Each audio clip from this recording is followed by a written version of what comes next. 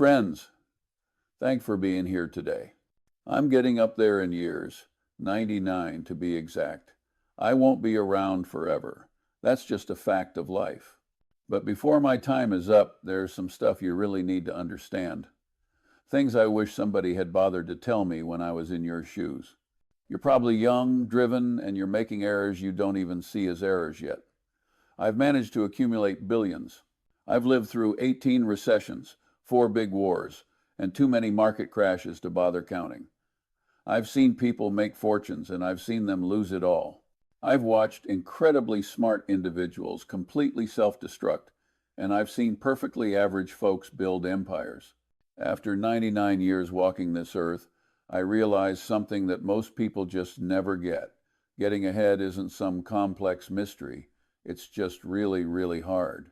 Everybody wants the secret sauce. They want me to name the hot stocks, the right businesses, the quick path. That's not reality. There isn't a quick path. There are only principles. There are basic principles, the kind most people already know, but they just won't follow them because they sound dull. They take too long. They demand a level of patience that nobody seems to have anymore. But here's the truth. These principles flat out work. They worked for me, they worked for my business partner, and they will work for you, provided you're wise enough to listen and disciplined enough to actually implement them. So, I'm going to tell you what I wish I'd understood at your age. This isn't theory. It's not textbook garbage. It's the real deal. Expensive wisdom, the kind that cost me decades and millions of dollars to figure out. My time is running short. But you still have plenty of time. And that is the most valuable asset you will ever possess. I've got an intelligence quotient somewhere around 160. My partner is likely similar. But guess what? That's not the reason we're wealthy. I know a lot of people with sky-high IQs who are completely broke. I know plenty of brilliant individuals who have made disastrous choices. Intelligence is just horsepower in a car. It's totally useless if you don't have a map. What really counts isn't the raw brain power. What counts is how you process information. And even more critical is what you stop yourself from thinking about. When I was young, I assumed being smart meant you had all the answers. Now, I understand being smart means knowing which questions are a waste of time. It means knowing which games you shouldn't even play.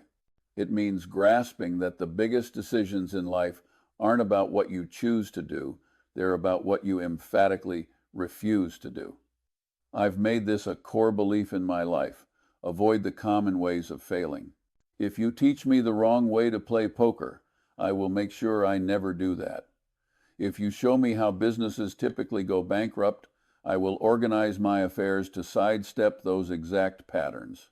My partner and I haven't gotten ahead because we're geniuses who always pick the winners. We've gotten ahead because we're pretty darn good at avoiding the losers.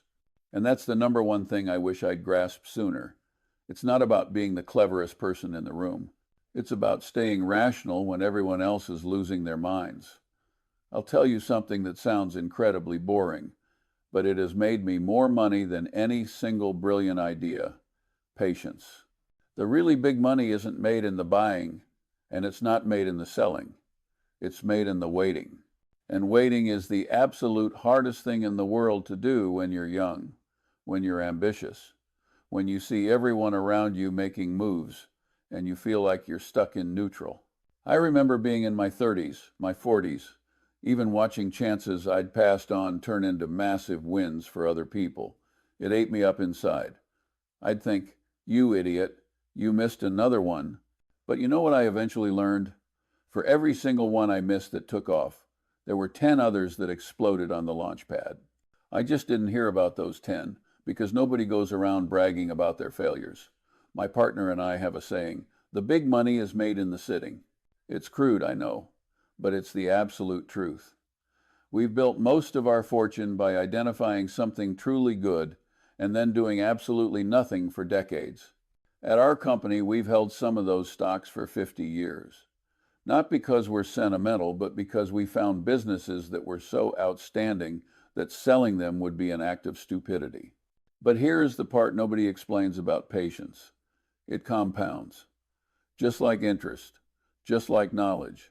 The longer you practice being patient, the easier it gets, and the bigger the payoff. It's just like a muscle. At first, waiting feels like torture. But after you've spent a few decades watching impatient people blow themselves up, patience just becomes automatic. If I could go back in time and tell my 25-year-old self one thing, it would be this. Whatever timeline you think you're on, triple it. You want to be rich by 30? Plan for 45. You want to master your craft in 5 years? Give yourself 15. Because real compounding, the kind that actually changes your life, doesn't happen in months or even years. It happens over decades. And here is the cruel twist. The younger you are, the more time you possess, but the less patience you have.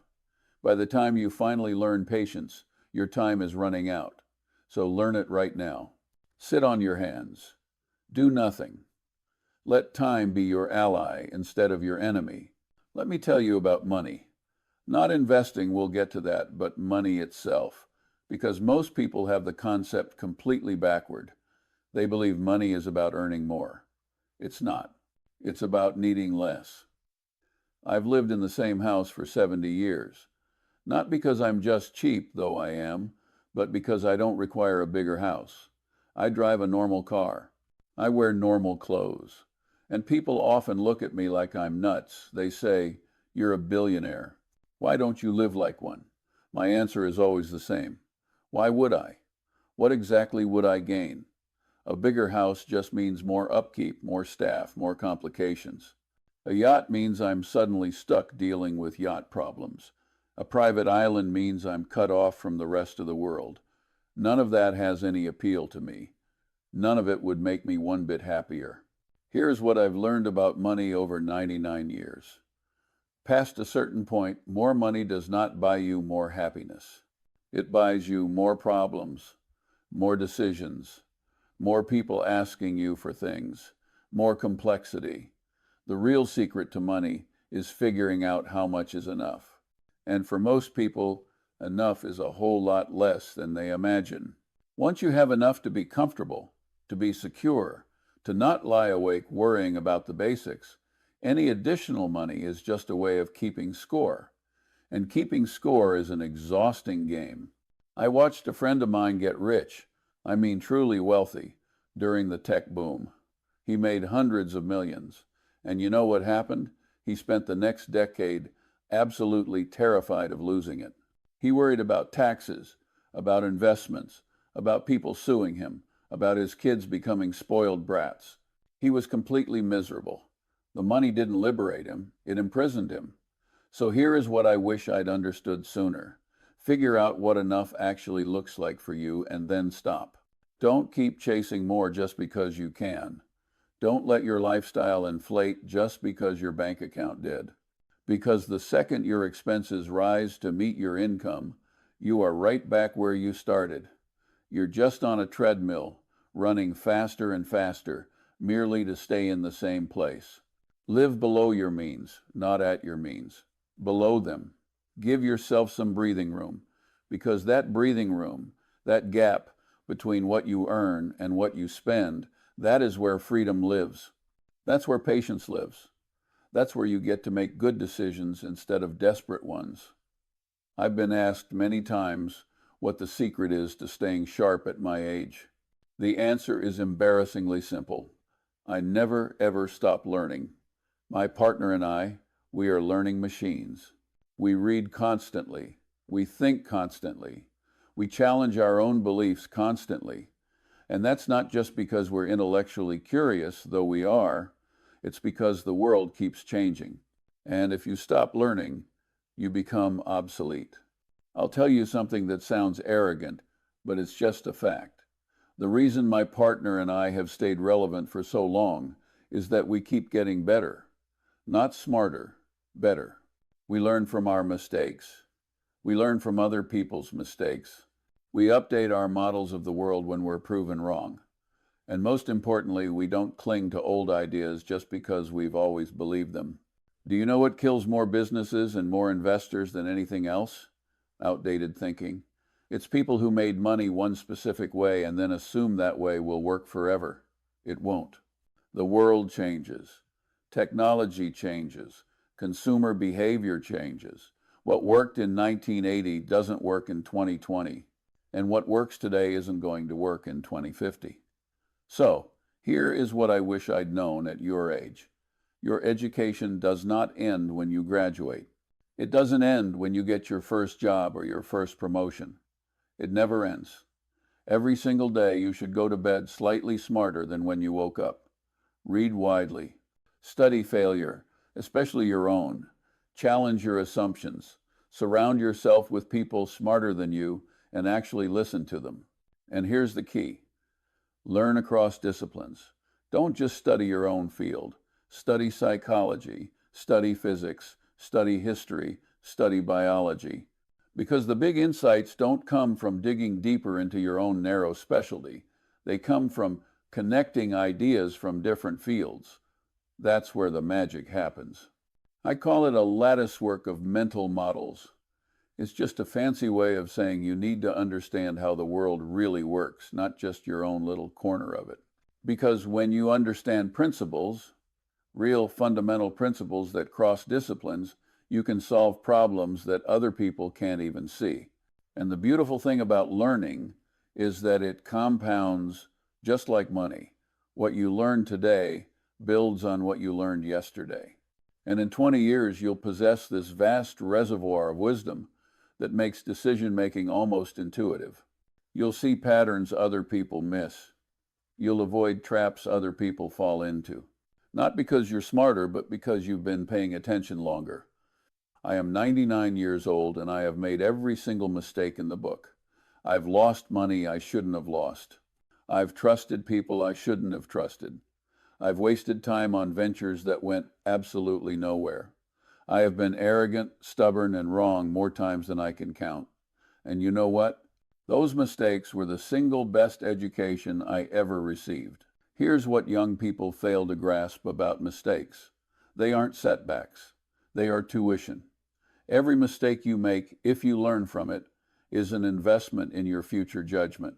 The goal isn't to avoid all mistakes. That's impossible. The goal is to make mistakes you can afford to make and then never make them again. My partner and I discuss this constantly. The mistakes that truly hurt us weren't the times we lost money on an investment. Those sting, but you recover.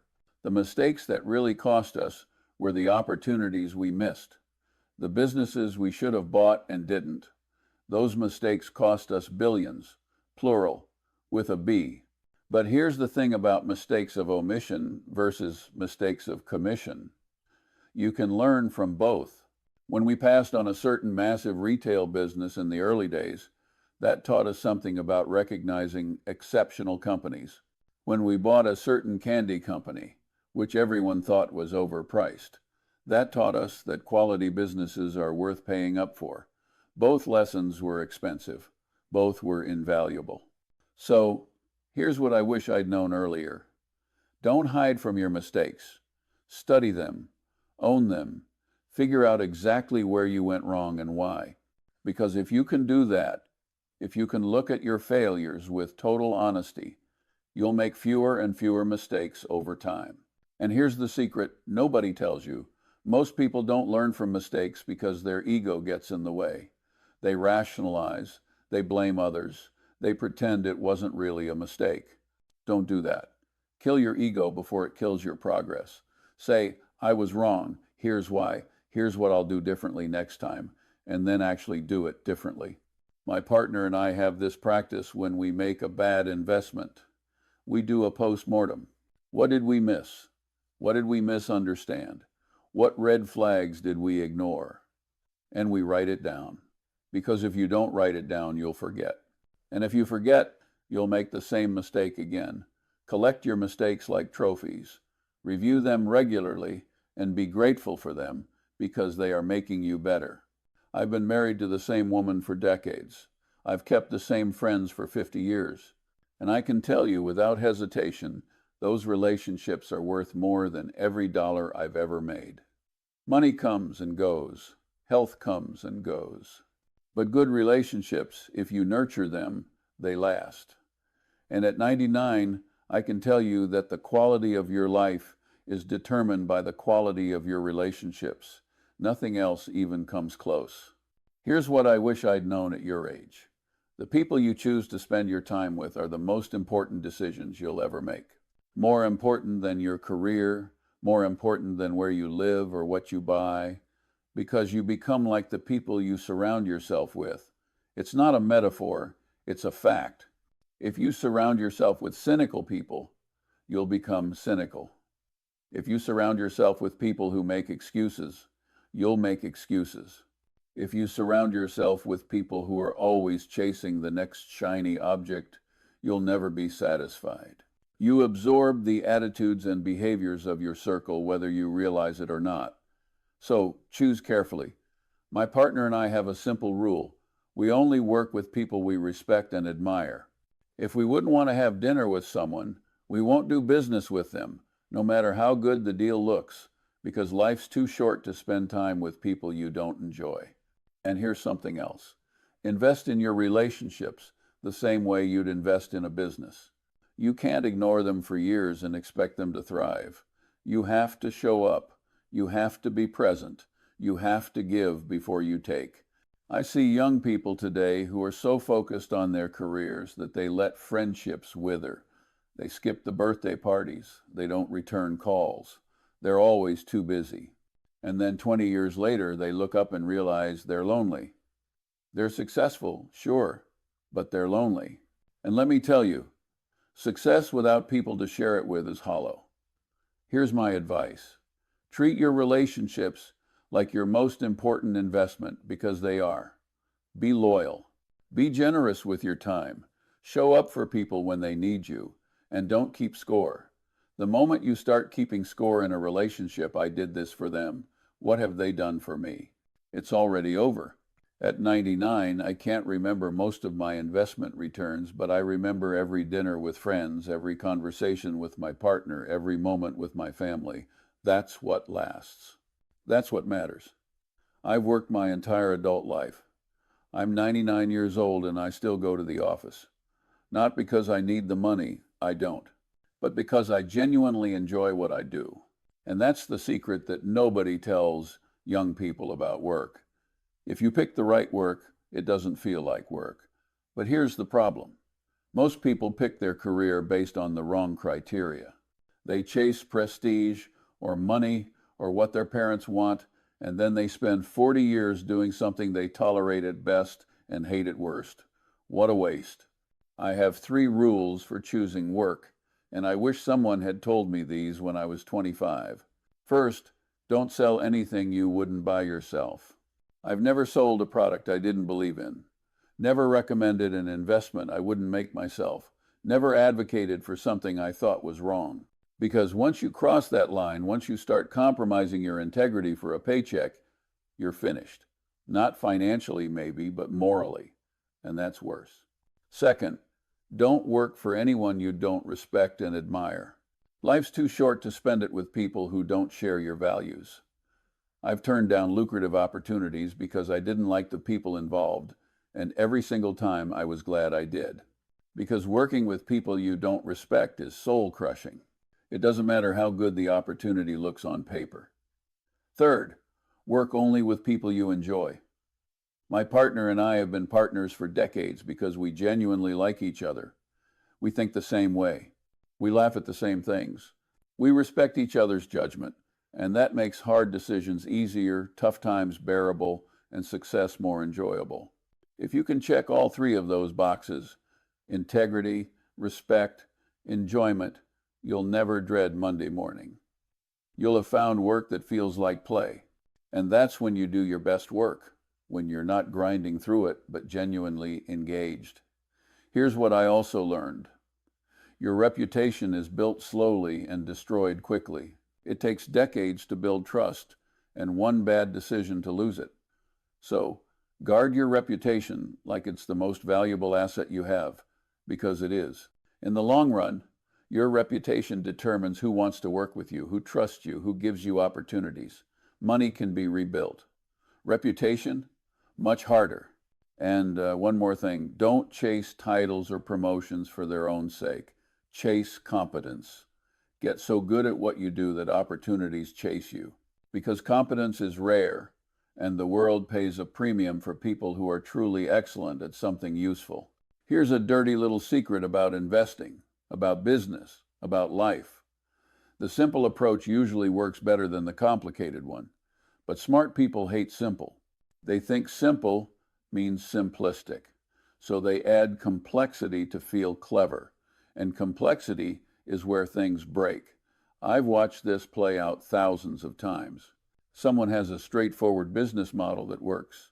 Then they get ambitious, they add products, they enter new markets, they leverage up, they hire consultants who convince them they need sophisticated strategies. And before you know it, the whole thing collapses under its own weight. My partner and I keep it simple. We buy businesses we understand, run by people we trust, at prices that make sense. That's it. No complex derivatives, no massive leverage, no financial engineering. Just simple, boring businesses that make money year after year. And people look at us like we're dinosaurs. They ask if we know about all the modern complex theories. Sure, I know about them. I also know they don't work for us. Because complexity introduces more points of failure, more things that can go wrong, more opportunities for small mistakes to compound into big disasters. Here's what I wish I'd known earlier. There's no prize for difficulty. You don't get extra points for making things complicated. In fact, you get penalized because complex systems are fragile. They require constant monitoring, constant adjustment, and eventually something breaks that you didn't anticipate. Simple systems are robust. They're easier to understand, easier to manage, easier to fix when something goes wrong. And in the long run, robust beats clever every single time. So, when you're faced with a decision and you have a simple option versus a complex one, default to simple. Don't add complexity unless it genuinely adds value. And be very skeptical of anyone who tries to make simple things sound complicated. Usually, they're either confused or trying to confuse you. I've probably said no to more opportunities than I've said yes to. And that's not because I'm risk-averse or pessimistic. It's because most opportunities are bad opportunities disguised as good ones. Here's what young people don't understand. Every time you say yes to something, you're saying no to everything else you could be doing with that time and money. So the question isn't, is this a good opportunity? The question is this the best possible use of my limited resources? And most of the time, the answer is no. My partner and I have missed hundreds of chances to make money, maybe thousands. And every single time we passed on something that later succeeded, people would ask, "Don't you regret not investing in that?" And my answer is always the same, no. Because we were also passing on 1,000 other things that failed. We just don't hear about those. The art of investing and the art of living is knowing what to ignore. There's an infinite number of things you could do, could invest in, could spend time on. Your job isn't to do everything. It's to do the few things that really matter and ignore everything else. I've made more money by sitting on my hands than by taking action. I've preserved more wealth by not losing it than by making brilliant investments. And that's because inaction is underrated. Doing nothing is a viable strategy. Sometimes it's the best strategy. But doing nothing is hard. It feels passive. It feels like you're missing out. So people do things just to feel like they're doing something. They trade stocks. They start projects. They chase trends. And most of the time, they'd be better off doing nothing. Here's what I wish I'd known at your age. Saying no is a skill. Practice it. Get comfortable with it. Because the more successful you become, the more opportunities you'll have, and most of them will be distractions. Your ability to say no, to stay focused on what truly matters, will determine how far you go. And don't feel bad about saying no. You don't owe anyone an explanation. No is a complete sentence. Use it liberally. I'm 99 years old and I'm still here. Not because I have great genes, though I might, but because I've taken care of myself. Not obsessively, not to the point where it interferes with living, but consistently. Here's what I wish I'd known at your age. Your health is the only asset you can't replace. You can make more money. You can rebuild your career. You can start over in a new city.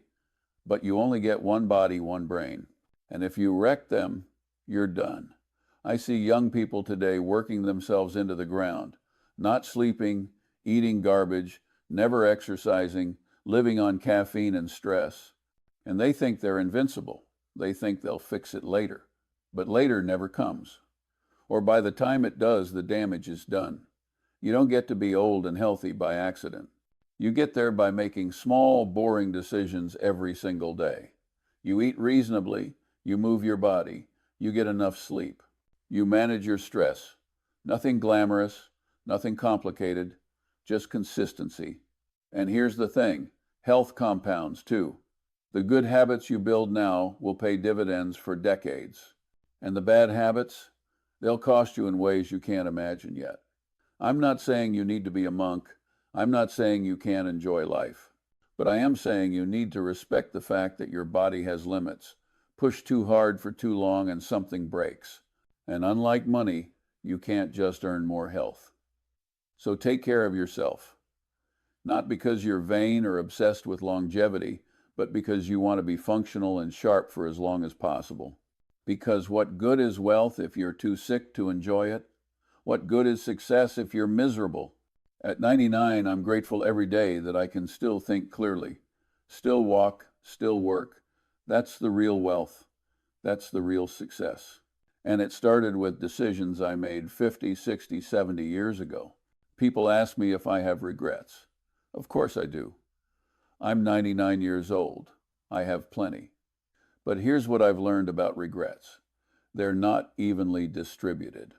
Most of my regrets aren't about things I did. They're about things I didn't do. Opportunities I was too cautious to take. Relationships I let slip away. Risks I should have taken but didn't. There's a massive business my partner and I passed on in the early days. We thought it was too expensive. It was that big, well-known general retailer. If we'd bought it, we'd have made an extra $10 billion, maybe more. And that haunts me. Not because I need the money, I don't, but because I hate being wrong. But you know what? I don't regret a single friend I've kept. I don't regret a single book I've read. I don't regret staying married or staying curious or staying humble. Those weren't mistakes. Those were the best decisions I ever made. Here's what I wish I had known at your age. You will regret the things you don't do far more than the things you do. Fear keeps us from trying things, from taking risks, from putting ourselves out there. And that fear costs us. Not immediately, but over decades. You realize all the experiences you missed, all the people you didn't connect with, all the adventures you didn't take. So, take the risk. Ask the question. Make the move. And if it doesn't work out, at least you'll know. At least you won't spend the rest of your life wondering what if. I'm 99 years old and I've had a good run. Better than I deserved, honestly. I've made money, sure. But more importantly, I've had great friends, good health, work I enjoyed, and a life that felt meaningful. And none of that came from being a genius. It came from following a few simple principles and sticking with them, even when they weren't fashionable. Here's what I hope you take from this. Be patient, learn constantly, admit your mistakes, live below your means, choose your people carefully, do work that matters. Keep it simple. Say no often. Take care of your health. And don't wait to live the life you want, because time is the only thing you can't get more of. And at your age, you still have plenty of it. Don't waste it. Don't spend it on things that don't matter. Don't chase empty achievements or hollow success. Figure out what enough looks like for you, and then build a life around that. Not more, not less. Just enough. And remember, the goal isn't to die rich. The goal is to live well. To go to bed each night knowing you spent your day on things that mattered. To look back at 80 or 90 or 99 and think, yeah, I did it right. I'm not perfect. I've made plenty of mistakes. but I've also lived by principles that served me well. And if sharing them saves even one person from making the same mistakes I made, then this was worth it. So go be patient, be rational, be kind, and build something that lasts. That's what I wish I'd known at your age. Now, I want to add something on top of all that, something that's harder to pin down but maybe more important. It's the poison of envy. When I was young, I wasted a lot of energy looking at what other people had. He got that promotion.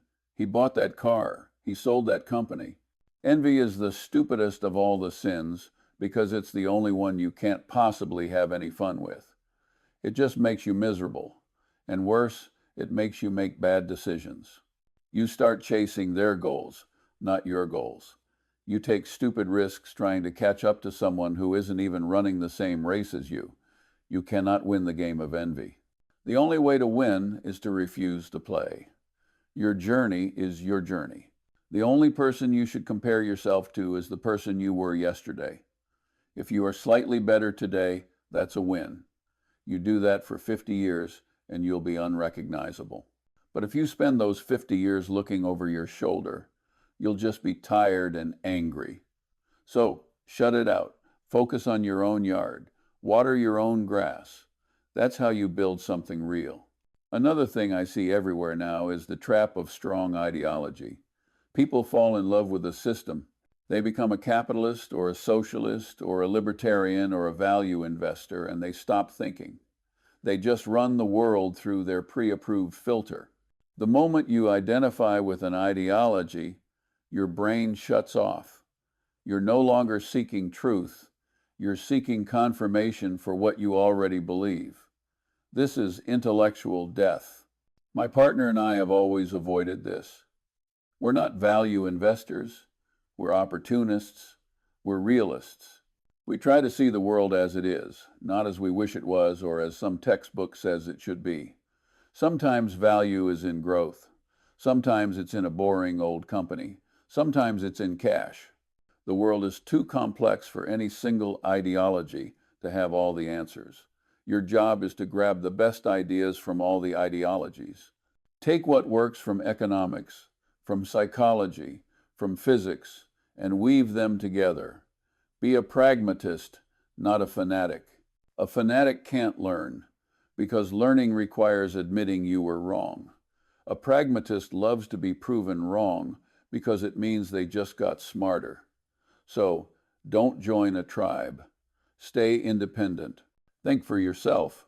And finally, let's talk about noise. The world today, it's just so loud. Everyone has an opinion. Everyone is shouting. Everyone is predicting the next crash, the next boom, the end of the world. When I was starting out, information was scarce. Now, information is overwhelming, but wisdom is just as scarce as it ever was, maybe more so.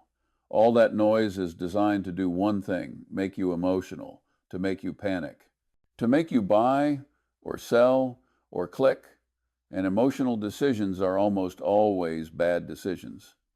Your greatest advantage as an individual is the ability to just turn it all off, to sit in a quiet room and think, to read a book, to go for a walk. You don't need to know what the market did today. You don't need to read 20 opinions on the latest economic data. You need to understand the long-term principles. Is this a good business? Is it run by honest people? Is the price fair? That's it.